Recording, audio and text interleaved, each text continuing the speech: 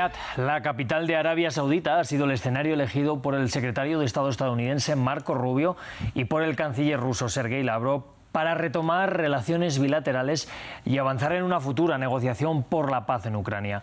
Un encuentro que Volodymyr Zelensky ha denunciado no le fue anunciado a su país y deja claro que no habrá paz si Ucrania no hace parte del proceso. Europa, entre tanto, ve cómo desde Washington llegan mensajes preocupantes. Su voz parece que no va a tener demasiado peso en este proceso y Bruselas deja claro que ellos han sido quienes más ayuda han aportado a Ucrania. Con este escenario surgen varias preguntas. ¿La reunión de hoy ha sido una relajación de relaciones entre Moscú y Washington o un primer acercamiento para la paz en Ucrania? ¿Quién gana más, además, con la imagen vista hoy en Riad? ¿Y acabará Ucrania viendo cómo se le impone una paz en términos no deseados para ellos? Bueno, pues para debatir sobre ello nos acompañan hoy Emiliano García Coso, él es profesor de Derecho Internacional y Derecho de la Unión Europea, la Universidad Pontificia de Comillas, en España. También desde Buenos Aires, Marcelo Montes, doctor en Relaciones Internacionales y experto en temas rusos. Antes de ir con el debate, les recuerdo que nos pueden encontrar en nuestras redes sociales como @France24_ES y el hashtag eldebatef24.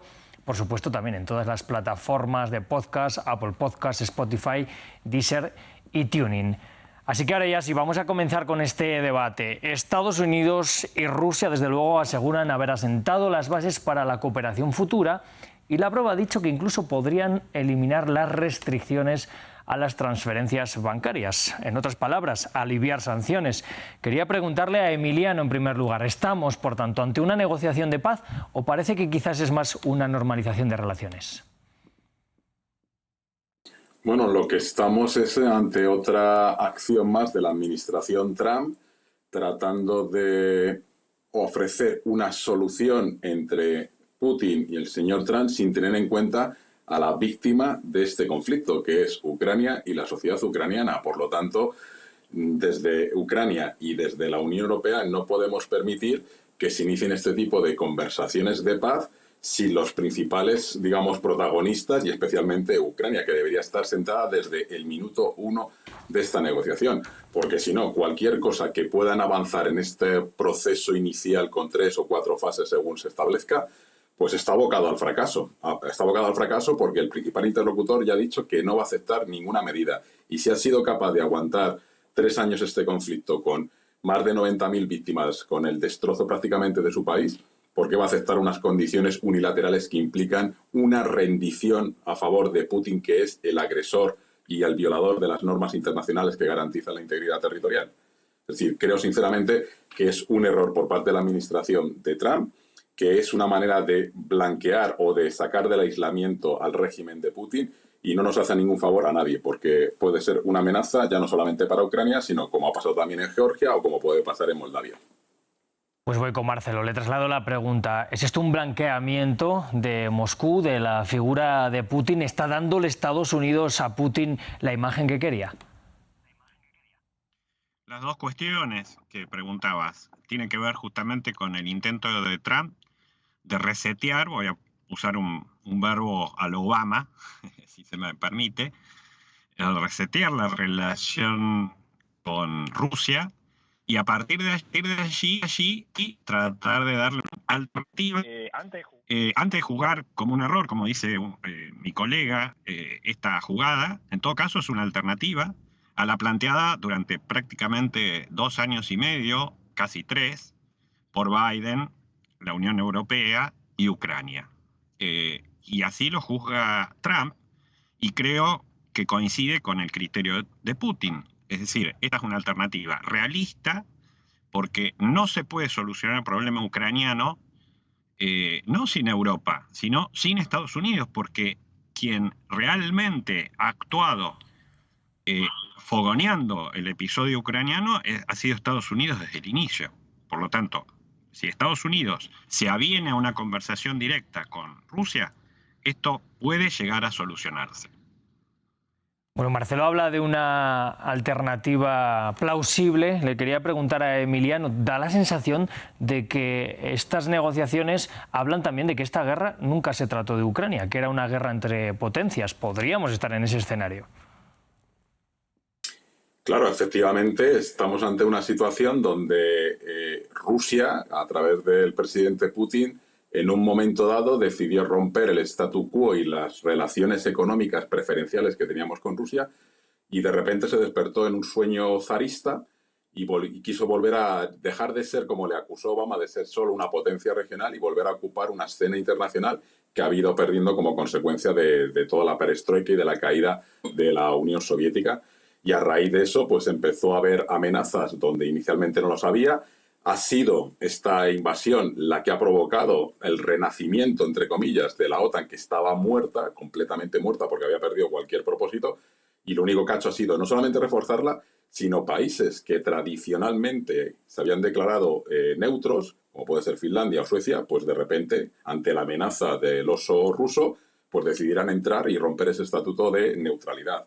Entonces, realmente, toda esta situación viene provocada por una invasión, por una visión que en el siglo XXI pues llama poderosamente la atención, donde a raíz de la globalización tenemos otros retos y que un escenario ideal hubiera sido una alianza entre la Unión Europea y Rusia para hacer contrapeso a Estados Unidos por un lado y sobre todo a China y a India, y sin embargo nos encontramos en una guerra unilateral iniciada con una operación especial que le salió mal al señor Putin, que lo que quería era que el presidente Zelensky hubiera volado ese mismo día hacia un país europeo, y como le salió mal, pues ahora se ha encontrado con una resistencia numantina increíble, con un sacrificio del pueblo del pueblo ucraniano, que es totalmente loable, porque ningún otro pueblo hubiera defendido ni hubiera resistido lo que ha resistido este pueblo. Y hay que decir que, aunque es necesaria la asistencia y la ayuda de Estados Unidos, hay que recordar a la audiencia que la Unión Europea lleva desembolsados 134.000 millones de euros en diferentes programas de asistencia a Ucrania.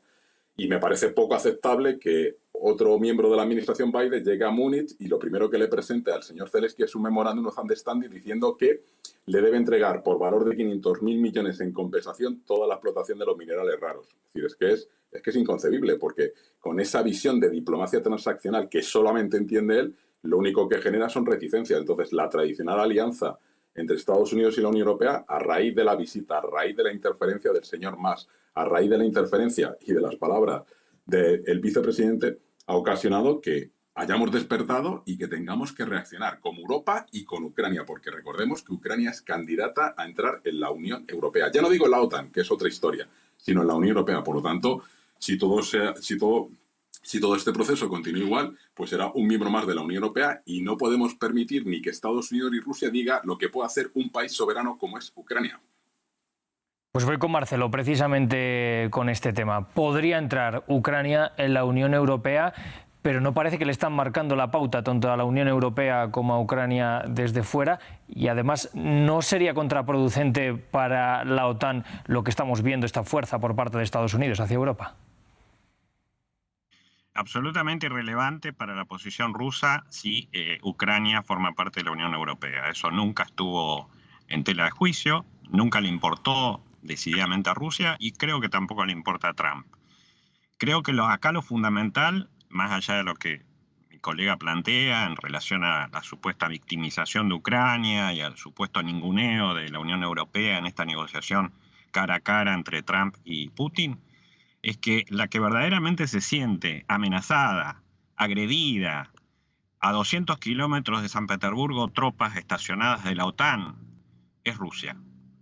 Y esta sensación de amenaza no viene desde el 2022, viene desde el 2014 y quizás desde el 2004 con la Revolución Naranja. Es decir, la intención de Estados Unidos de fogonear a la OTAN, expandirse más allá de sus fronteras, tal cual era la promesa hecha a Gorbachov, y decididamente Rusia siente eso, percibe eso, que Ucrania ha sido verdaderamente un proxy, un peón en el tablero geopolítico de Estados Unidos.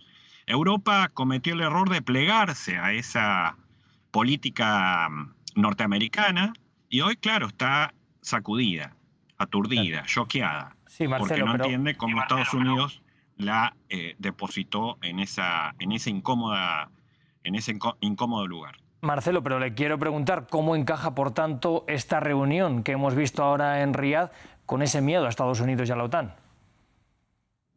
Bueno, ya no existe más ese miedo a Estados Unidos porque Trump ha revisado 180 grados la política de Bush hijo, Obama y Biden respecto a justamente hacer de Ucrania un proxy y buscar la alianza con Europa.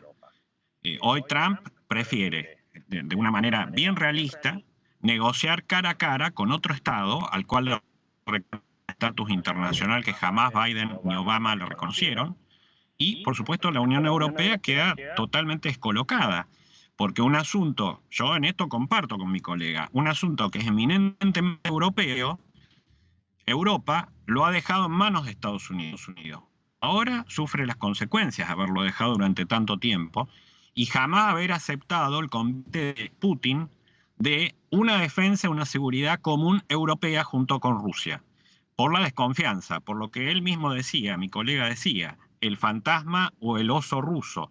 Ese es un fantasma que no existe verdaderamente. Rusia es incapaz de invadir otro país de la Unión Europea y de la Europa Oriental, que no sea Ucrania, que no sea Bielorrusia, que son justamente los países de su rusianidad. Pues voy precisamente con esto, con Emiliano. ¿Cree usted desde Europa que Rusia no sería capaz de atacar a algún otro país de la Unión Europea? Y también un apunte, ha dicho Marcelo que Ucrania es un asunto de la Unión Europea, que nunca fue un problema para Rusia que Ucrania fuera parte de la UE. ¿Lo cree así? Digamos que las reticencias de Rusia no eran tanto por su camino de adhesión a la UE, sino por el camino hacia la OTAN. Pero es que esta discusión es baladí, porque si llegamos a un acuerdo de paz o cese el fuego, como lo queramos denominar, tenemos que recordar que Ucrania, durante esta agresión, ha firmado acuerdos de asistencia y de seguridad con todos los países de la OTAN. Lo que significa que si hay un acuerdo de paz, termina las hostilidades y luego hay de nuevo una reactivación de las hostilidades, pues supuestamente Ucrania podría invocar con todos estos países miembros de la OTAN ese acuerdo bilateral, es decir, que no necesita entrar en la OTAN realmente para obtener esa asistencia militar por parte de los diferentes países a través de estos acuerdos bilaterales. Entonces, realmente yo creo que Rusia no se ha conformado, es decir, hay un cambio de política en el largo trayectoria del presidente Putin al mando de Rusia y, bueno, quizás no haya atacado a ningún país dentro de la Unión Europea, pero todo lo que ha considerado su área de influencia, que son países independientes y soberanos, pongamos el caso de Georgia, pongamos el caso de Ucrania, en el momento que ha visto cierto peligro de pérdida de influencia de esa zona geográfica que considera suya, pues automáticamente entramos o bien con agresiones militares o bien imponiendo presidentes, como ha ocurrido en Georgia, que era candidata a la adhesión a la Unión Europea, y el nuevo presidente, obviamente ayudado por la ayuda económica y electoral a través de las redes sociales de los servicios secretos rusos, ha conseguido que haya un presidente que haya dicho ya no quiero ser miembro de la Unión Europea, con lo cual pues tenemos a Georgia, tenemos a la población georgiana manifestándose, a la antigua presidenta también diciendo que hay que tratar de volver al camino hacia la Unión Europea, y Rusia no deja. Entonces, creo que hemos llegado, supuestamente la creación de un orden internacional llevaba a que estados soberanos puedan decidir sobre su futuro, sea dentro de la Unión Europea o fuera de la Unión Europea, pero que lo decidan ellos, no que lo decidan potencias extranjeras. Claro. Bueno, quiero que pasemos a hablar un poco del futuro más allá de esta reunión, pero antes quiero escuchar las palabras que ha dicho Volodymyr Zelensky a partir de esta reunión en Riad. Ha dicho Zelensky que se ha sentido excluido, que él se enteró por los medios y ha dejado claro que también para Ucrania, desde luego, Europa va a ser muy importante. Vamos a escucharle y después avanzamos. Estoy convencido de que para Ucrania y para nuestra región, Europa, es fundamental que cualquier negociación para poner fin a la guerra no se lleve a cabo a espaldas de las partes claves afectadas por la guerra rusa. Ucrania y Europa, en sentido amplio, es decir, la Unión Europea, Turquía y Gran Bretaña, deben participar en las negociaciones y en el desarrollo de las garantías de seguridad necesarias que afectan al destino de nuestra parte del mundo, junto con Estados Unidos. Pues efectivamente, Europa está buscando ese espacio en las negociaciones. Primero se dijo desde Estados Unidos que no, luego se han matizado esas palabras. Han querido decir que no va a haber una voz por cada país europeo, pero que se contará con ellos. Sin embargo, lo que ha surgido en estos últimos días es la posibilidad de un envío de tropas a territorio ucraniano por parte de países de la Unión, también de Reino Unido. Voy con Marcelo. ¿Cree que eso es un escenario posible y qué se podría abrir a partir de ese momento? Porque estaríamos entrando en otra dimensión del conflicto. Rusia no va a aceptar jamás que tropas europeas, particularmente británicas, que son los más interesados, digamos, en poner sus pies en Ucrania y son los que obstruyeron aquella posibilidad de acuerdo en abril del 2022, cuando se estuvo muy, muy cerca de un consenso entre Ucrania y Rusia, pero eso fue fogoneado, petardeado por los británicos. Los más interesados en pisar suelo ucraniano son los británicos, acompañados por los polacos seguramente y los bálticos. Son los que más fogonean a la OTAN, pero esto Rusia no lo va a aceptar. Como tampoco va a aceptar, por supuesto, que la OTAN pise Ucrania, pero previamente a eso queda claro que ni el propio Trump está convencido de que la OTAN siga existiendo tal como la conocemos. Lo más probable es que presione a los vecinos europeos para que incrementen su cuota presupuestaria. Voy a dar una cifra. En los próximos 20 años, Europa tendría que gastar un 10% de su PBI para tener una fuerza militar propia, que es la alternativa a la OTAN. Por lo tanto, Europa está aferrada a la OTAN, pero el que no está aferrado a la OTAN es Estados Unidos. Por lo tanto, creo que esa va a ser la gran negociación con los europeos. Y respecto a Ucrania, obviamente Ucrania depende de que los ejércitos europeos pisen Ucrania de alguna forma y la sostengan frente a la supuesta amenaza rusa. Claro. No creo que eso sea posible. Bueno, he visto a Emiliano asentir mucho con las palabras de Marcelo. Tenemos además unas últimas palabras de Donald Trump, que ha dicho, bueno, que no se opondría a que los estados europeos enviaran tropas a Ucrania, que eso es cosa de los europeos. Pero ¿cómo encaja esto, por tanto, con esa creencia de que Rusia no lo va a aceptar? Entonces, estamos aquí en un círculo vicioso. Es que, creo que esto es una discusión un poco artificial generada por esta marasmo de actividad o hiperactividad del señor Trump a base de decretos ejecutivos presidenciales, porque el debate sobre las tropas lo generó Trump cuando dijo no se va a poner una sola tropa norteamericana de Ucrania, tienen que ser los europeos tienen que poner tropas, los europeos tienen que pagar la factura, todo tiene que ser los europeos, ellos no van a hacer nada más que acordar las condiciones. Entonces, a partir de ahí, como una psicosis sobre tropas y como bien dice Marcelo, vamos si el motivo de la invasión fue la amenaza de la OTAN, en los 3.500 kilómetros de frontera con Rusia y con Bielorrusia, tropas de Estados miembros de la OTAN. Es que eso no lo va a aceptar ni Putin, ni aunque no fuera Putin, nadie, porque eso es llevar a las tropas de países miembros de la OTAN a la frontera y además de poder haber problemas de confusión y que haya algunas bajas militares y por lo tanto generar un nuevo conflicto. Es decir, que eso es una discusión artificial generada de nuevo por esa diplomacia disruptiva que no o disfuncional, si se puede decir, del señor Trump. Entonces, a partir de ahí, esa solución yo no la veo viable tampoco. Por eso asentía a las palabras de Marcelo.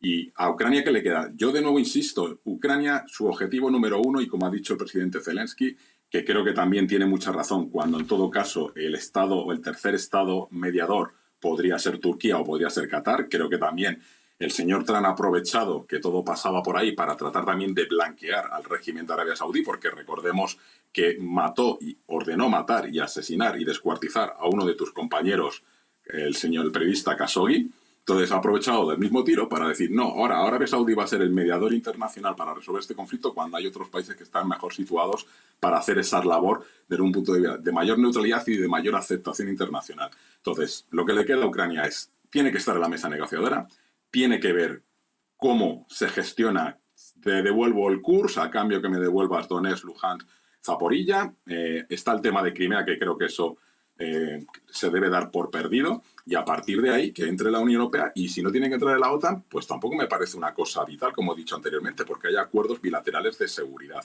¿Quién puede garantizar la seguridad de ese acuerdo de paz?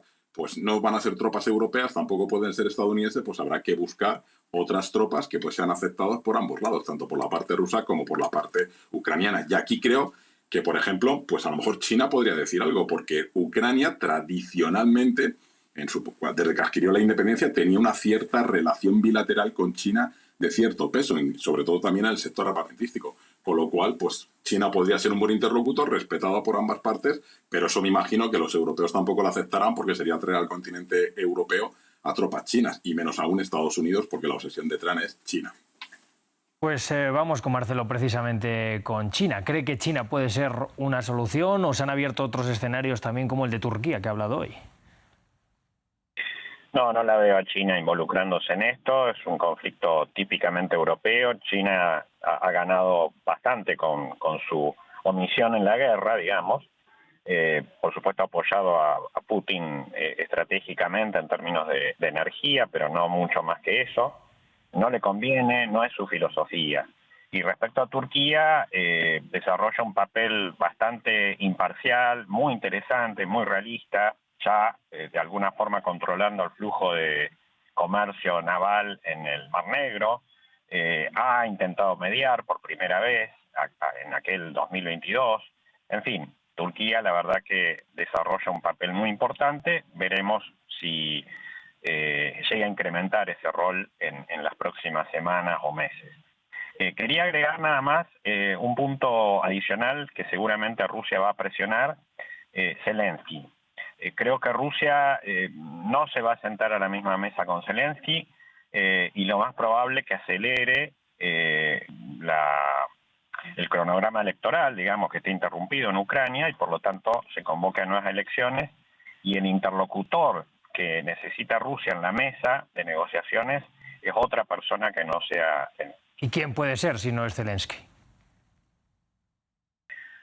Es muy probable que Rusia podría llegar a aceptar alguna movilización de tropas que no sea ni británica, ni francesa, ni polaca, a cambio de tener un gobernante que sea relativamente, no voy a decir amigable, pero por lo menos no inamistoso u hostil con Rusia.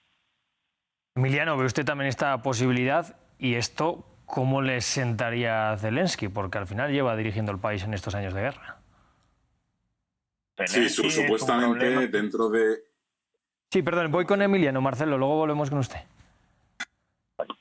No, decía que supuestamente dentro del supuesto plan de paz que se medio filtró por parte de la administración de Trump, estaba la posibilidad de celebrar en agosto elecciones presidenciales y en octubre elecciones legislativas. Y bueno, pues estaría bien porque constitucionalmente el mandato de Zelensky está ya caducado, pero ningún otro presidente con un país en plena guerra y con un territorio ocupado sería capaz de celebrar unas elecciones libres y democráticas, o sea que no hay ninguna, digamos, crítica a hacer a esa cuestión. Y entonces, si es en agosto, el señor Putin o los negociadores rusos parten de la premisa que la sociedad ucraniana no va a elegir a Zelensky si se presenta de nuevo. Entonces, bueno, pues yo no lo tengo tan claro, porque es un presidente que ha arriesgado su vida, que no salió volando como muchos otros, incluido el anterior presidente cuando en Maidán, que lo primero que hizo fue embarcarse en un helicóptero hacia Rusia y, por lo tanto, podría ganar las elecciones. ¿Qué es lo que ocurre? Que quizás estén contando con la premisa, como ha ocurrido en otros países, donde haya una interferencia con los famosos trolls y con los perfiles de redes sociales para tratar de influir en las elecciones. Pero eso ya es otra historia y otra película. Así que lo primero será que acepten que haya unas elecciones. Quizás Zelensky no tenga problemas en celebrarlas en agosto y quizás también sea muy probable que vuelva a ser elegido como presidente. Bueno, pues Marcelo, ahora sí que vuelvo con usted, pero me parece interesante. Creo que en este contexto Zelensky podría volver a ser reelegido presidente porque al final ha habido desgaste también interno. Dudo mucho y coincido contigo. Ha habido un enorme desgaste. Es cierto que se ha puesto al frente de la guerra, pero pero desde el punto de vista político, desde el punto de vista del hartazgo de la opinión pública, de los desplazamientos y demás, Zelensky ha pagado un altísimo costo. Todos lo ven, salvo la Unión Europea, por supuesto, como una especie de títere de Washington, por lo tanto, de Washington previa a Trump, por supuesto, y Trump le ha soltado la mano, sin duda. Por lo tanto, sí, puede ser que con trolls o sin trolls, pero sobre todo con la oleada trumpista que se viene en Europa. Yo no quiero alarmar, pero sin duda que la elección del 23 de febrero en Alemania va a ser clave.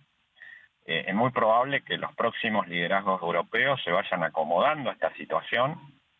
Y bueno, allí cruja todo lo que hemos hablado. Allí cruja no solamente el papel de la OTAN en Europa, sino también la propia Unión Europea. Por eso decía que a Putin la verdad que le importa poco si Ucrania termina en la Unión Europea, porque no sabemos cuál va a ser el futuro de la Unión Europea si llega a haber una oleada pro-trumpista, pro-Orbán en la Unión Europea en los próximos años. Bueno, me parece interesante abrir el debate no solo a Ucrania, sino al ámbito geopolítico en general, porque hoy Marco Rubio ha dejado unas palabras interesantes en las que ha dicho que hay que ver esta reunión también las posibilidades geopolíticas y económicas que trae más allá de la propia guerra en Ucrania. Voy con Emiliano. ¿Podríamos estar mandando una señal también, bueno, hacia estos posibles gobiernos cercanos al trumpismo o a Putin, hablar del Ártico también, y qué mensaje lanzan a China? Sí, o sea, los europeos debemos estar sumamente preocupados porque por la intervención del ilustrísimo vicepresidente J.D. Vance en Múnich, por las palabras del secretario de Defensa Hetze, que tampoco se caracteriza por su moderación, y sobre todo también por el apoyo incondicional de Elon Musk, que controla una plataforma de cientos de millones de usuarios apoyando a AfD y a cualquier otro partido cuyo objetivo es volver a un nacionalismo que haría que el país no pudiera sobrevivir por sí solo. Es decir, en el fondo creo que Rusia y el señor Trump han encontrado un objetivo común, que es cómo paralizar o entorpecer o hacer implosionar el proyecto europeo, porque para Trump la Unión Europea es una molestia desde el punto de vista económico-comercial, que es una de sus versiones, y para Putin pues es también una molestia tener ahí una alternativa que no permite influenciarlo.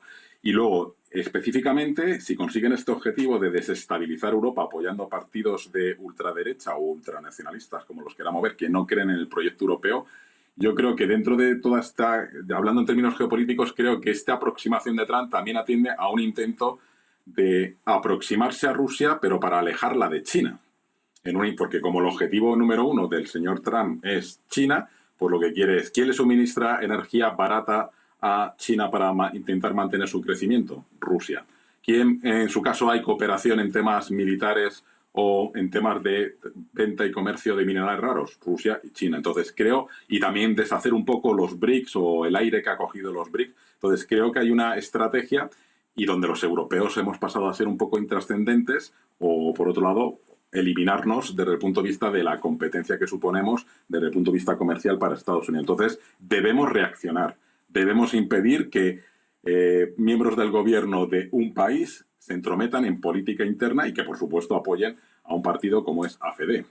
Entre otras cosas, AfD o Rusia cuando apoya a Marine Le Pen en Francia, etcétera, etcétera. Porque ahí se producen unas cuestiones que lo único que pretenden es acabar con el proyecto europeo, que es lo único que nos permite a los países y a la sociedad europea pues tener una cierta seguridad y un cierto estado de bienestar que de otra manera a nivel nacional no podríamos tener jamás. Emiliano, perdóname que use una expresión tan coloquial, pero hemos pecado los europeos un poco de pardillos, solo fijándonos en Rusia y no dándonos cuenta que al otro lado del Atlántico había un problema también. Sí, o sea, realmente ha sido... ya tuvimos ciertas pesadillas con la primera administración del señor Trump, pero de repente en 24 días no es que hayamos tenido una pesadilla, es que la pesadilla se ha hecho realidad. Y ahora nos encontramos con el pie cambiado y con la necesidad de cambiar todo nuestro planteamiento y profundizar en una materia que todavía no habíamos querido profundizar, que es todos los temas de cooperación en materia de seguridad y defensa. Y como mencionaba Marcelo, necesitamos dinero. Necesitamos inversión, necesitamos endeudarnos. Entonces están barajando ahora las posibilidades para decir cómo conseguimos tener una defensa propia y ser nosotros responsables de nuestra propia defensa. Pues solamente nos queda una opción, que es endeudarnos, reorientar todos los fondos europeos hacia la industria militar de defensa en un intento de, en esos 10 años, pues tratar de tener una cierta autonomía, porque hay países como España, por ejemplo, que no podemos llegar al 3%. Es imposible.